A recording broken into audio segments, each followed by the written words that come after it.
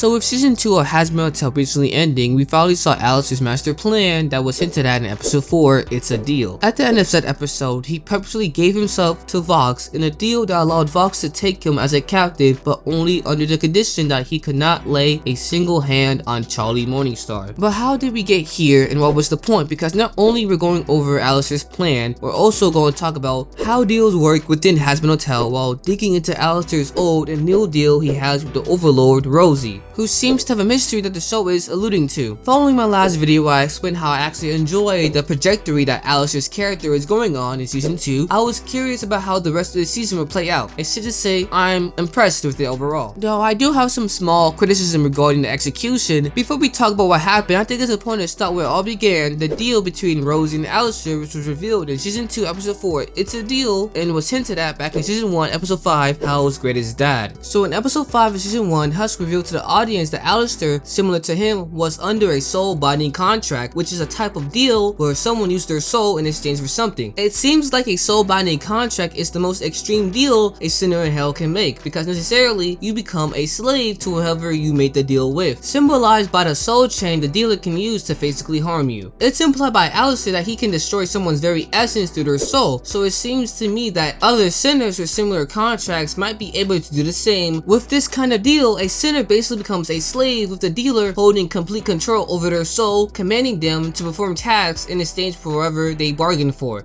This system seems to be the very foundation of how sinners operate as a society within the pride ring of hell. Sinners who collect a large number of soul contracts gained an abundance of power and ownership over others, allowing them to rise above the normal social hierarchy of these sinners, becoming overlords. Individuals with massive influence over the population of other sinners, as well as territories tied to their name. We need to understand that a soul binding contract isn't the only type of contract you can make within hell. It's just a nuclear option someone can take. There are other binding contracts that can involve pretty much anything in exchange for something else. And just because these deals don't involve someone's soul doesn't make them any less important. Since all contracts have to be agreed upon by every participant, each party must uphold their end of the bargain, and if they don't, the deal becomes broken or voided. This is a concept that Hazbin Hotel has done a great job building into his world, with much of the story revolving around how these deals shape power dynamics within certain relationships. Who you make a deal with matters because it determines how dangerous or impactful said deal can be. We even saw this in season 1 when Vox was paranoid about the potential deal Alastor can make with Charlie. This scene gives us a clearer idea of Alastor's true motivations at the hotel, since we can assume at that time he was only there to make a deal with a member of the royal family. So what does this have to do with Alastor? Like I said before, as hinted by Husk and confirmed in season 1's finale, Alastor is under a soul binding contract with someone. Season 2 finally revealed who that someone is, that person being Rosie, another powerful overlord. As shown in episode 4 of season 2, It's a Deal, we got more background information not only on Alastor as a character,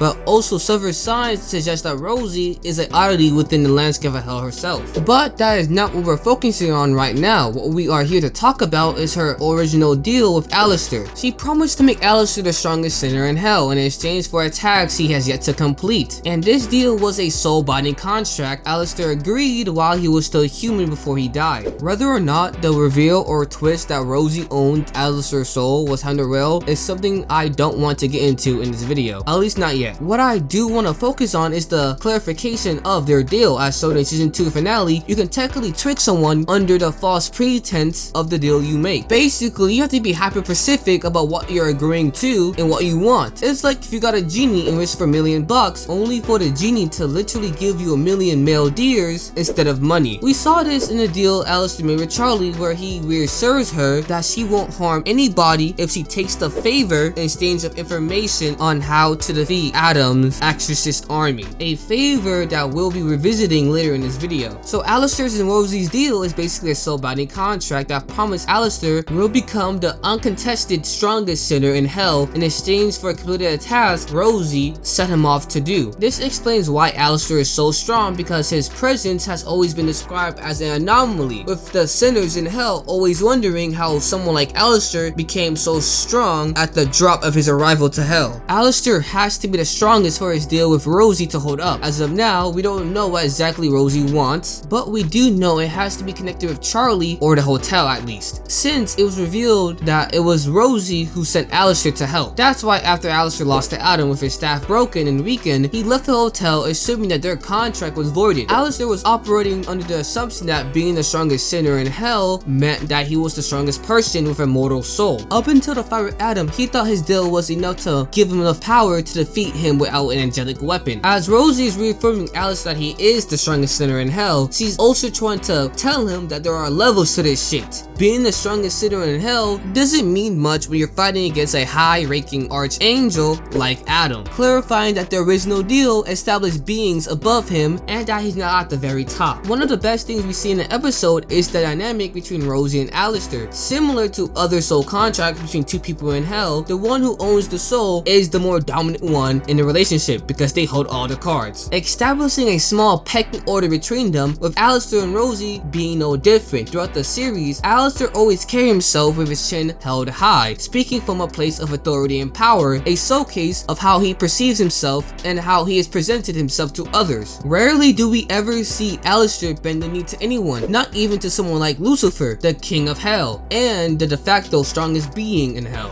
This, of course, all changes in Rosie's and Alastor's duet, Don't You Forget, where Rosie does the unthinkable and not only speak down to him, but treating him like a pet, with Alastor just taking it while being visibly upset. After being completely humiliated with little dignity left, we see Alastor desperately pacing around Cannibal Town, thinking to himself about how he can get what he wants, until he finally gets the idea, which leads him to his deal with Vox. After Alastor's talk with Rosie, he goes on to pick a fight with Vox and the rest of the V's, with his mind made up to be his willing captive, under the condition that he won't lay his hand on Charlie. I'm only bringing this into question because I've seen other people online being confused of the following situation. Like how if Alastor was already planning on being Vox's prisoner, why did he even bother fighting them? To me, he only started the fight to make it less suspicious. We already know at the time that Vox was already scheming to kick off his plan of taking over hell and invading heaven that involves bastardizing Charlie and the rest of the hotel. So in Vox's mind, he already made up that at some point he will fight Alastor. That's when Alastor called out Vox. His first line was that, "Are you tired of us smearing your hotel?" And it's not a wild guess to assume that Alastor already thought that Vox would take an easy bait, in which he did, because as we know, Alastor thinks that Vox is pretty predictable. Ever since episode 4, I've been waiting to see what Alastor was cooking up and how the series was gonna handle it. What this deal shows us is that you can be under a soul binding contract while being under another contract, which probably means that you can't renegotiate your soul if it's already owned. I do have an issue with the whole Alastor and Vox situation. As we see Hell reacting to the whole news of Alastor being defeated by Vox, we never saw Rosie's reaction. I just wanted any scene of her at least acknowledging what Alastor is doing. That's neither here or there. Alastor's plan was simple but effective: become Vox's prisoner and create tension between the V's. As we all know, Vox is not the leader and they all have an equal partnership. By emotionally manipulating Vox and pushes him out of character, he knew their prior relationship and how Vox once looked up to him, and he used that to make it much more easier to separate Vox from Valentino and Velvet. It was actually kind of nice from like each episode. We kind of see how both Velvet and Valentino was getting upset with Vox's antics and didn't appreciate how he was like bossing them around. But to get back on track, and don't you forget, reprise, Alastor alluded to the fact that Vox hasn't won yet, claiming he will lose his mind in Act 3, and to be honest, he wasn't too far off. In the final act, when Charlie and the rest of the hotel invaded Vox's event, a party celebrating his declaration of war on heaven, Alastor calls in the favor Charlie owed him back in season 1, where she declared Vox to be the strongest sinner in hell, which releases him from his contract, thus him being free from Rosie's grasp, taking his soul back. So at this point, you might be thinking, what the fuck happened? I will try to break it down, and I have to be honest, I'm kind of still struggling what exactly went on, but I came down to two conclusions, with the first being that Charlie's word as a royal carries more weight than Rosie's. This might even allude to the idea that Charlie has an innate ability to absolutely nullify any contract made between the sinners in hell, which would be an interesting take. 2, Vox's power is directly tied to his approval rating. With Charlie's confirmation of Vox's status and strength, it might have given the extra boost he needed to actually become the strongest sinner in hell, surpassing season 1 Alastor in strength, as we saw when he fully revealed his demon form.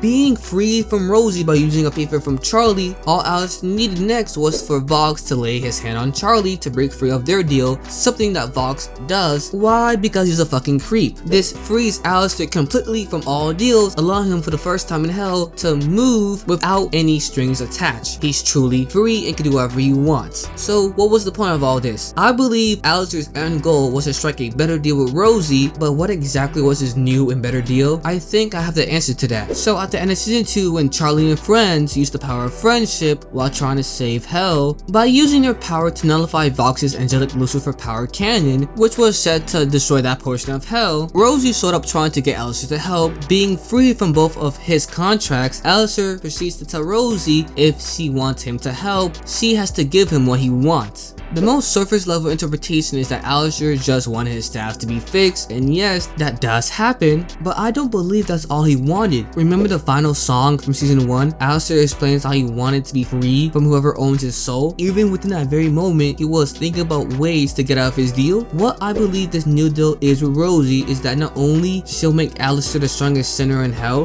but she would also relinquish ownership of his soul. This allows Alastor to do as he please with no restraints holding him back, and in exchange for completing the original task Rosie wanted him to do when they first made the original deal. Alastor's true goal was never to retain his power, but also reclaim his soul. Even though the new deal hasn't been directly stated yet, but based off the information the soul has already provided, I am confident in my interpretation of what really happened between Rosie and Alastor off screen. Hopefully going into season 3, we will see the most dangerous version of Alastor, surpassing what we've seen before. Remember, it's been 7 years since he was missing, meaning a lot of new faces, a lot of new people who haven't seen his prime. We'll get to see if he truly lives up to the name of the Radio Demon. I'm excited to see where the series goes, and overall, I'm somewhat happy with how things are being handled right now. And hopefully we get more answers on who exactly Rosie is, how she's able to make Alastor the strongest sinner in hell, while also making him acknowledge that he needs her to achieve said status. Why did she make Alastor disappear, and is it connected to the exterminations, which happened around the same time as his disappearance? And finally, what exactly is her motive and goal for Alastor to even work for Charlie at the hotel? Last but not least, I am dying to see the interaction between Lucifer and Alastor, especially finding out that Lucifer is completely unable to even hurt Alastor, since his punishment prevents him from harming sinners. Although I'm a bit confused because in one of the episodes, it was kinda implied that Alastor already knew about Lucifer's conditions, which doesn't make sense to our knowledge since he only told Vaggie, and I can't imagine a scenario where Lucifer would tell Alastor. But then again, this is a video for another time. Until next time, I'm your host Taken, and we do a little reviewing around here. Peace out.